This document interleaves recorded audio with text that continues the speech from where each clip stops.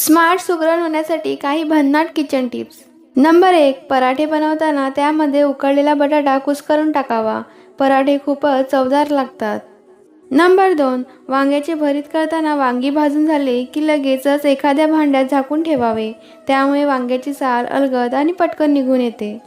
Number 3, kidney stone असल्यास नारळ पाणी प्यावे, असे केल्याने युरिन इन्फेक्शन दूर होते। नंबर 4, खोकल्याचा त्रास असल्यास पुदिन्याच्या चहामध्ये चिमूटभर मीठ घालून दिल्याने जुन्यातील जुना खोकला बरा होतो। नंबर 5, मुळा किसून झाल्यावर त्याला पाणी सुटते, ते पाणी जर तुरीच्या डाळीच्या आमटीमध्ये घातले तर त्याचा स्वाद छान लागतो। नंबर 6, दुधातून तुरटी फिरवून विरजण लावल्यास विरजण अगदी घट्ट होते। नंबर 7, भात खाल्ल्यानंतर कधीही दूध पिऊ नये, यामुळे पोट खराब होते। नंबर 8, मुळ्याचा रस आठवड्यातून 1 ते 2 वेळेस प्यायल्याने पित्ताचे खडे बनणे थांबते। नंबर 9, हिरव्या रंगाचा भाजीपाला उकडताना व शिजवताना तो लवकर शिजावा, यासाठी भांड्यावरील झाकण काढून ठेवावे।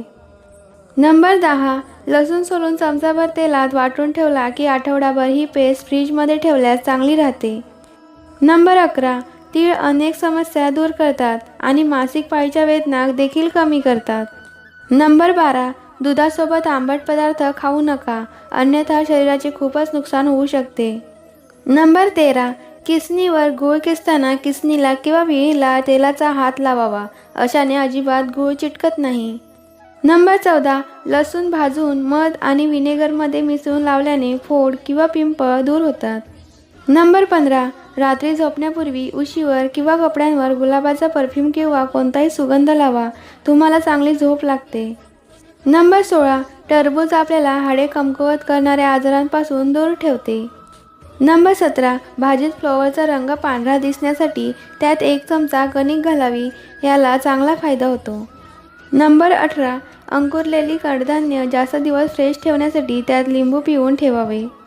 नंबर 19, जर तुम्हाला सांधेदुखी आहे, त्यांनी 2 अक्रोड जवससोबत खाल्ल्याने सांधेदुखीमध्ये खूप आराम मिळतो।